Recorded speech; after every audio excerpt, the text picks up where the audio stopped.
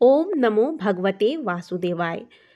नमस्कार दोस्तों, हम कार्तिक मास के महात्म्य के कथा को श्रवण कर रहे हैं और पिछले वीडियो में हमने 9वें तथा 10वें अध्याय का श्रवण किया था, जिसमें महाराज पृथु द्वारा तुलसी के उत्पत्ति के बारे में प्रश्न किया गया। इस प्रश्न के उत्तर में देव ऋषि नारद महाराज पृथु को जालंधर और वृंदा की कथा को श्रवण करा रहे हैं। पिछले वीडियो में हमने जालंधर की उत्पत्ति और उनका विवाह वृंदा के साथ होना, इन सभी घटनाक्रमों को श्रवण किया था। अब आगे की कथा को श्रवण करते हैं। कथा को आगे बढ़ाने से पहले एक बार भक्ति भाव से ओम नमो भगवते वासुदेवाय।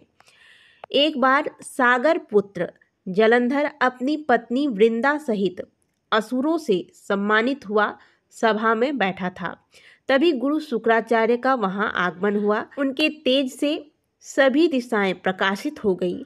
गुरु शुक्राचार्य को आता देखकर सागर पुत्र जालंधर ने असुरों सहित उठकर बड़े आदर से उन्हें प्रणाम किया। गुरु शुक्राचार्य ने उन सबको आशीर्वाद दिया। फिर जालंधर ने उन्हें एक दिव्य आसन पर बैठाकर स्वयं भी आसन ग्रहण किया। फिर सागर पुत्र जालंधर ने उनसे विनम्रता पूर्वक पूछा, हे गुरुजी, आप हमें यह बताने की कृपा करें कि राहु का सर किसने काटा था। इस पर दैत्य गुरु शुक्राचार्य ने विरोचन पुत्र हिरण्यकश्यपु और उनके धर्मात्मा पौत्र का परिचय देकर देवताओं और असुरों द्वारा समुद्र मंथन की कथा संक्षेप में सुनाते हुए बताया कि जब समुद्र मंथन से अमृत निकला तो उस समय देव रूप बनाकर राहु भी अमृत पीने बैठ गया। इस पर इंद्र के पक्षपाती भगवान विष्णु ने राहु का सिर काट डाला। अपने गुरु के मुख से इस प्रकार के वचन सुनकर जालंधर के क्रोध की सीमा न रही। उसके नेत्र लाल हो गए। फिर उसने अपने धस्मर नामक दूत को बुलाया और उसे शुक्राचार्य द्वारा सुनाया गया वृत्तांत सुनाया। तत्पश्चात उसने धस्मर को आज्ञा दी कि तुम शीघ्र ही इंद्रपुरी में जाकर इंद्र को मेरे शरण में ले आओ। धस्मर जालंधर का बहुत आज्ञाकारी एवं निपुण दूत था। वह जल्द ही इंद्र की सुधर्मा नामक सभा में जा पहुंचा और जालंधर के शब्दों में इंद्र से बोला, हे देवता धाम, तुमने समुद्र का मंथन क्यों किया और मेरे पिता के समस्त रत्नों को क्यों ले लिया? ऐसा करके तुमने अच्छा नहीं किया। यदि तुम अपना भला चाहते हो तो उन सब रत्नों एवं देवताओं सहित मेरे शरण में आ जाओ, अन्यथा मैं तेरे राज्य का ध्वंस कर दूंगा। इसमें कुछ भी मिथ्या नहीं है। यह सुनकर इंद्र बहुत विस्मित हुआ और कहने लगा, पहले मेरे भय से सागर ने सब पर्वतों को अपनी कुक्षी में क्यों स्थान दिया और उसने मेरे शत्रु दैत्यों की क्यों रक्षा की? इसी कारण मैंने उसके सब रत्न हरण किए हैं। मेरा द्रोही सुखी नहीं रह सकता, इसमें संदेह नहीं है। इंद्र की ऐसी बात सुनकर दूत शीघ्र ही जालंधर के पास गया और जालंधर के पास जाकर सब बातें कह सुनाई। उसे सुनते ही वह दैत्य मारे क्रोध किए अपने ओष्ठ फड़फड़ाने लगा और देवताओं पर विजय प्राप्त करने के लिए उसने उद्योग आरंभ किया। फिर तो देखते ही देखते सब दिशाओं पाताल से करोड़ों करोड़ों दैत्य उसके पास आने लगे। शुंभ निशुंभ आदि करोड़ों सेनापतियों के साथ जालंधर इंद्र से युद्ध करने के लिए शीघ्र ही इंद्र के नंदन वन में जालंधर ने अपनी सेना उतार दी। वीरों की शंख ध्वनि और गर्जना से इंद्रपुरी गूंज उठी। अमरावती छोड़ देवता उससे युद्ध करने चले।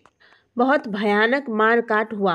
असुरों के गुरु आचार्य शुक्र अपनी मृत संजीवनी विद्या से और गुरुदेव बृहस्पति द्रोणागिरी से औषधि लाकर देवताओं और असुरों को जिलाते रहे।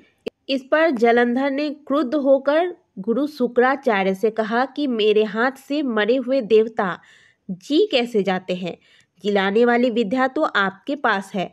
इस पर शुक्राचार्य ने देवगुरु द्वारा द्रोणाचार्य से औषधि लाकर देवताओं को जिलाने की बात कह डाली और यह सुनकर जलंधर और भी अधिक कुपित हो गया। फिर शुक्राचार्य जी ने कहा कि यदि शक्ति हो तो द्रोणागिरी को उखाड़कर समुद्र में फेंक दो, तब मेरे कथन की सत्यता प्रमाणित हो जाएगी। इस पर जलंधर कुपित होकर जल्द ही द्रोणागिरी पर्वत के पास पहुंचा और अपनी भुजाओं से पकड़कर द्रोणागिरी पर्वत को उखाड़कर समुद्र में फेंक दिया। यह तो भगवान शंकर का तेज था, इसमें जलंधर की कोई विचित्रता नहीं थी। तत्पश्चात यह सागर पुत्र युद्ध भूमि में आकर बड़े तीव्र गति से देवताओं का संहार करने लगा। तब जब देवगुरु बृहस्पति द्रोणागिरी पर्वत पर औषधि लेने के लिए गए तो द्रोणाचल को उखड़ा हुआ और शून्य पाया। वह भयभीत हो देवताओं के पास आए और कहा कि युद्ध बंद कर दो, जलंधर को अब नहीं जीत सकोगे। पहले इंद्र ने शिवजी का अपमान किया था, यह उसी का परिणाम था। यह सुनकर देवता युद्ध से जय की आशा को त्याग कर इधर उधर भाग गए। सिंधु सूत निर्भय हो अमरावती में घुस गया। इंद्र आदि सब देवताओं ने गुफाओं में शरण ली। इस प्रकार से कार्तिक महात्म का 11वां अध्याय पूर्ण हुआ। कथा को श्रवण करने के बाद एक बार भक्ति भाव से भगवान के नाम का जयकारा अवश्य लगाएं। बोलिए श्री हरि भगवान विष्णु की जय। कथा को श्रवण करने के बाद धूप दीप कर्पूर व घी की बाती जलाकर भगवान की सुंदर विधि से आरती करें, शंख घंटे की ध्वनि करें और प्रेम पूर्वक भगवान के नाम का कीर्तन करें। इस प्रकार से हमारा आज कार्तिक महात्म का 11वां अध्याय भी पूर्ण हुआ। अगले वीडियो में हम कार्तिक महात्म के 12वें अध्याय को श्रवण करेंगे।